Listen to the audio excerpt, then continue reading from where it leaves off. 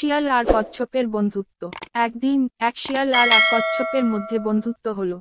তারা একসাথে অনেক মজা করত। একদিন শিয়াল বলল, চলো আমরা দৌড় প্রতিযোগিতা করি। কচ্ছপ রাজি হলো। দৌড় শুরু হলো। শিয়াল খুব দ্রুত দৌড়াতে লাগলো আর কচ্ছপ ধীরে ধীরে হাঁটতে লাগলো। শিয়াল ভাবল, কচ্ছপ তো অনেক ধীরে হাঁটে, আমি একটু বিশ্রাম নিই। শিয়াল একটি গাছের নিচে শুয়ে পড়ল আর ঘুমিয়ে গেল।